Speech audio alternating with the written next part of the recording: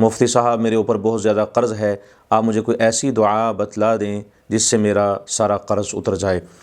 یہ ایک دعا بہت خاص ہے، اگر آپ ہر نماز کے بعد صرف یہ ایک دعا پڑھ لیتے ہیں، میں آپ کو اس بات کی یقین دہانی کرواتا ہوں، اگر آپ کے اوپر پہاڑ کے برابر بھی قرض ہوگا، وہ سارا قرض آپ کا اتر جائے گا، قرض کا بوجھ آپ کا ہلکا ہو جائے گا۔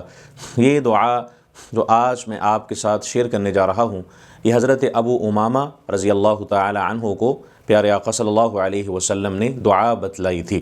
آپ علیہ السلام مسجد نبوی میں تشریف لائے تو حضرت ابو امامہ کو دیکھا، وہ پریشان تھے، ایک کونے میں بیٹھے ہوئے تھے، تو آپ نے ان سے پوچھا کہ آپ کیوں پریشان ہیں؟ آپ علیہ السلام نے ان کو یہ دعا بتلائی۔ آج میں آپ کے ساتھ وہ دعا کا ذکر کروں گا۔ آئیے ہم چلتے ہیں اس دعا کی طرف۔ سب سے پہلے کومنٹ میں آپ ایک بار اللہ کا نام لکھ دیں، اللہ کی مدد اور نصرت ہمارے اس عمل میں شامل ہو جائے اور ہمارا کام آسان ہو جائے۔ مزید ویڈیوز کے لیے ہمارے چینل کو آپ سبسکرائب کیجئے۔ شرکیہ حرکات، تعویذ گنڈوں سے اور غیر شرعی طریقوں سے اپنے آپ کو بچائیں، آئیں قرآن و حدیث کی روشنی سے آپ اپنے مسائل کا حل پائیں۔ میری اس ویڈیو کو، اسپیچ کو آخر تک دیکھیں تاکہ آپ کو یہ دعا پڑھنے کا اور اس کو کرنے کا، اس کا صحیح وقت، صحیح ڈائریکشن، اس کی تعداد، مکمل رہنمائی آپ کو حاصل ہو اور آپ اپنے مسئلے کو سولو کرنے میں کامیاب ہوں۔ اس لیے ہمارا ایمان اور عقیدہ ہے کہ کوئی بھی کام وہ اللہ تعالیٰ کے ہی قبضہ قدرت میں ہے، اللہ تعالیٰ کی ذات ہی ہر چیز پر قادر ہے۔ تبارک الذی بیدہ الملک وہو علی کل شیء قدیر، ہر چیز پر اسی کی قدرت ہے۔ تو ہم نے کوئی بھی کام کرنا ہے وہ ہم نے اس ارادے سے، اس نیت سے کرنا ہے کہ اللہ تعالیٰ ہمارے دلوں کے حال جانتے ہیں، دلوں کے بیت جانتے ہیں، وہ ذات علیم بذات الصدور ہے، دلوں میں جو بات آتی ہے اس کو جانتی ہے۔ تو جب ہم مکمل یقین، اعتماد اور مکمل ہم ایمان کے ساتھ کوئی بھی عمل کریں گے، انشاءاللہ وہ ہمارا کام کرنا ہمیں فائدہ دے گا۔ الحمدللہ وکفی وسلام علی عبادہ الذین اصطفی، اما بعد۔ یہ دو چار باتیں میں آپ سے جو ضروری سمجھتا ہوں وہ ذرا شیئر کرتا چلوں۔ قرض انسان کی زندگی میں ایک ایسا بوجھ ہے جو ذہنی، روحانی اور مالی ٹینشنوں کو متاثر کرتا ہے، ٹینشنوں میں اضافہ کرتا ہے اور اسی چیز کو بڑھاتا ہے۔ یہ نہ صرف سکون چھین لیتا ہے بلکہ انسان کو ہر وقت فکر اور پریشانی میں مبتلا رکھتا ہے۔ اسلام نے قرض لینے کی اجازت تو دی ہے، مگر قرض کو جلد واپس کرنے کی اور اس سے نجات حاصل کرنے کی بھی تاکید فرمائی ہے۔ نبی کریم صلی اللہ علیہ وسلم بھی خود قرض سے پناہ مانگا کرتے تھے۔ یہ اس بات کی دلیل ہے کہ قرض ایک سنگین معاملہ ہے۔ جب انسان قرض میں ڈوب جاتا ہے تو اس کی نیند، سکون اور خوشی سب متاثر ہوتے ہیں۔ اسی لیے ہمیں اسلام اللہ تعالیٰ سے مدد مانگنے کی تلقین کرتا ہے۔ دعائیں انسان کو اللہ کے قریب کرتی ہیں اور مشکلات کو آسان بناتی ہیں۔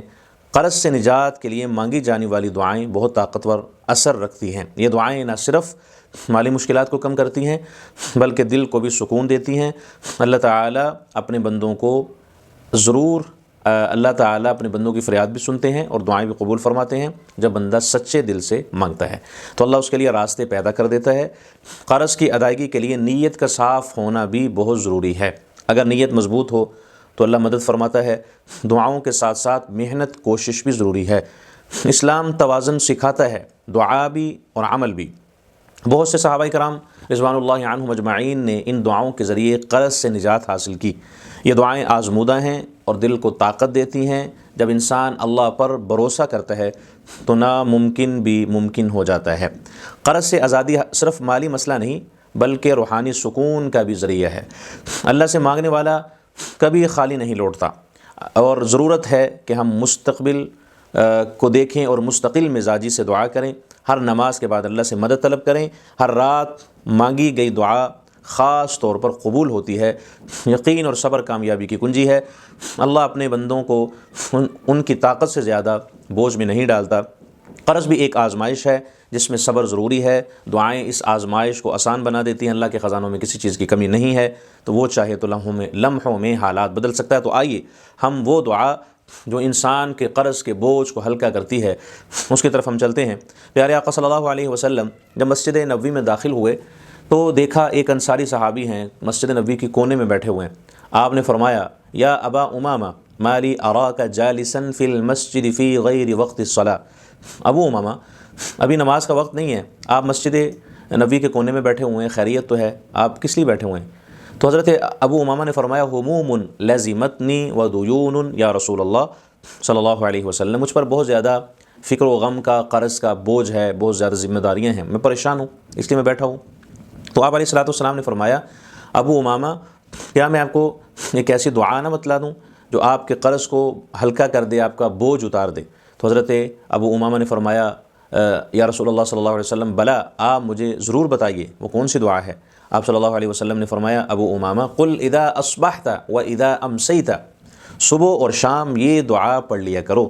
یہ دعا حدیث پاک میں آتی ہے، آپ علیہ الصلوۃ والسلام نے اس دعا کا ذکر کیا، فرمایا اللہم انی اعوذ بک من الہم والحزن واعوذ بک من العجز والکسل واعوذ بک من الجبن والبخل واعوذ بک من غلبۃ الدین وقہر الرجال۔ ترجمہ، اے اللہ میں تیری پناہ مانگتا ہوں غم اور فکر سے، کمزوری اور سستی سے، بزدلی اور بخل سے، اور قرض کے بوجھ اور لوگوں کے دباؤ سے۔ تو ہم اگر ہر نماز کے بعد یہ دعا ایک بار یا 3 بار پڑھ کر اللہ سے مانگتے رہیں گے، انشاءاللہ میں آپ کو اس بات کی یقین دہانی کرواتا ہوں، آپ کا قرض دن بدن اترتا چلا جائے گا، آپ کا بوجھ ہلکا ہوتا چلا جائے گا، اور آپ کی یہ جو پریشانی ہے، پرابلم ہے، یہ سولو ہو جائے گی۔